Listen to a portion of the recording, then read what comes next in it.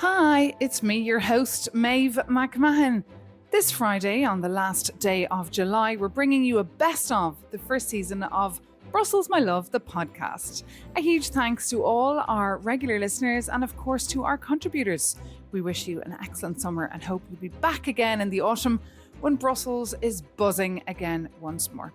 In the meantime, you can get in touch with us using the email address in the episode description and stay up to date on your European news by following Euronews' website and, of course, our TV channels. Thank you so much again for listening. We'll be back, as I said, in September. And as we take a break, we're just leaving you some excerpts, some insightful, some entertaining, of Brussels, My Love, the podcast. Unfortunately, the European Union, and I say this as a big fan of the EU, is very good in crisis management, but not so good in crisis prevention.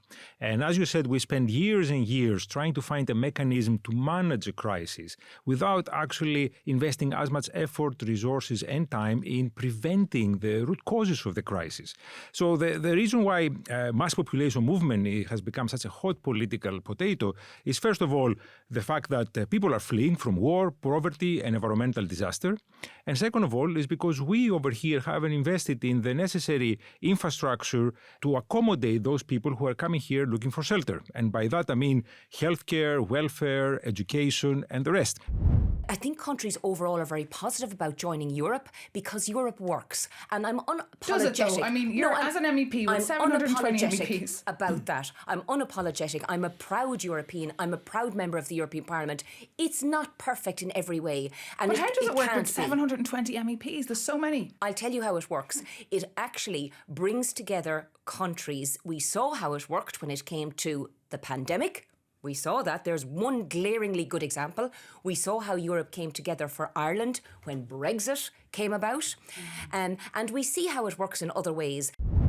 But then look at the promises of the Remain campaign as well. I mean, continuity, the fact that the EU as existed in 2016 would continue. But like I just said, continue when things changed so much. You had a global pandemic, a war on the continent, full-scale invasion. We've had Trump 2.1, Trump 2.0. We've had a war in Iran. We've had the collapse of Afghanistan. How could you just change and have the same EU as 2016? That doesn't make any sense. No, I mean, well, look at the values of the EU in 2016 and people in the Remain campaign. As I was in the Remain campaign, we believed that the EU was a bastion of rights and democracy and liberty. That's terrible. That's Whereas been now, watered down. We have political parties being banned in all across member states. We have. I totally agree. I'm very disappointed with the direction the EU is going myself. But does that mean I would want my own country to leave? No. Well, I'm not speaking that we are on the verge of collapsing. This is probably not true. This is still a nice continent to live in. But truth is that we are indeed, and we have been indeed lagging behind in terms of economic growth, productivity, competitiveness behind the main regions. And going back to the quotations from Mario Draghi at the beginning, do we want to become one power? My answer is yes, but we must remove the obstacles which we ourselves implemented on us. Be it unnecessary targets of ESG policies, be it too much regulation, be it unwillingness to discern differences in between the European Union among different regions and countries, and many other things which just hinder the growth of our productivity and competitiveness. And unless we remove that, and at the same time, unless we deepen the single market, we will never become to be a power which will be at par with the US or China.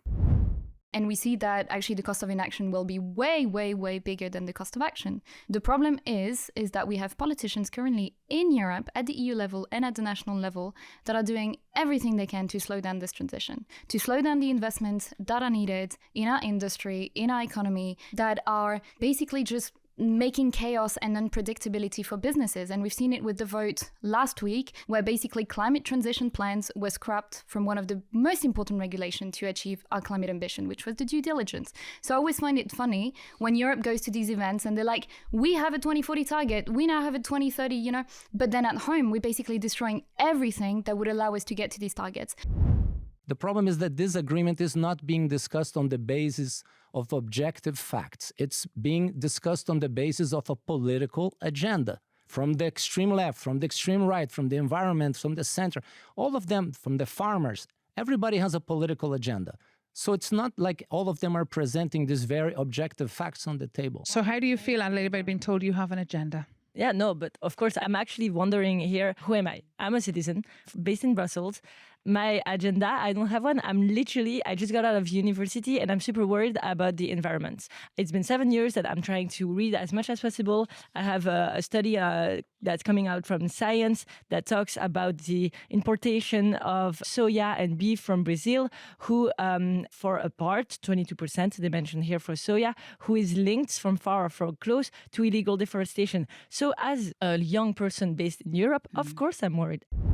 There is a fear of, Ukraine fatigue. And I spoke to a Ukrainian diplomat who said that the fatigue is almost a bigger threat as anything else in this story, because when Europeans say we can no longer support this war because we can't afford to. And this is the amazing thing. It's not that the European Union is the country that's been experiencing war. I have to say, we don't have a right to be fatigued. This is Europe's shame that we haven't been able to do more to support Ukraine in its hour of need. Beyond the Gaza ceasefire, we need a political solution for Israel and Palestine. And that, I think, is the fundamental flaw in the Trump plan. It's not just the issue of disarmament, or the problem is that disarmament of Hamas has been delinked from a wider political solution. And we know lessons from other conflicts around the world, like in Northern Ireland, is that disarmament works if it is linked to a political solution that addresses the underlying grievances. We've seen how the United States, especially the White House, J.D. Vance, the President of the United States himself, they have done a lot to support Viktor Orbán and, in fact, to support an attempt to destabilize the future of the EU. That's not what we do when we are sincere allies, and I feel that we need to be lucid in Europe. And I do not blame the United States. That's the choice of the United States, but we have to make our own choices. In my opinion, we have to act in order to be more sovereign. It was like visiting a completely new country, a very normal country, I would say. The most significant change for me was Orbán's media machine, which we call sometimes propaganda, has disappeared. That's astonishing. Yes. A completely different country. Yes, it's silent. Wow. We don't have the messages about how bad Brussels is, how bad Ukraine is. This media machine has been there very vocally in the last 10 years. They were spreading Orbán's messages, the public TV. We are talking about 500 media outlets, and they were repeating every day the messages that Orbán put out. They are silent. There is nothing. If you tune in the national TV, you see a normal broadcast where, Peter Magyar is speaking and everyone can speak. If we start behaving like everyone else, we will lose our trademark. And this is really something we should not, because the way we live is what actually makes us different. And while we are carving our way forward and we're finding a different way of engaging with our partners, we should not give up with standards, values, which is exactly our DNA. Indeed, the standards are basic to ensure our products, but at the same time, China plays with different rules, and that's something that you really cannot expect to change as well. I think the World Cup will be remembered as a good one in many respects. I think the fact that Spain won is good because this is a team that doesn't have superstars. It's a team that really comes from an idea of how to play football. For example, there is almost no player from Real Madrid in there, despite the fact that this is perhaps one of the top teams there. This is a coach that has an idea of football and it's brought it forward through to the end. And it's a great story, right? And that's it for today's special summer episode of Brussels, My Love, the podcast with me, Maeve McMahon. As always, thank you so much for tuning in. And thanks always to those behind the scenes, our sound technician, David Prodheim, our podcast producer, Alice Carnivali. Do let us know what you think of Brussels, My Love, the podcast. You can drop us a line at brusselsmylove@euronews.com.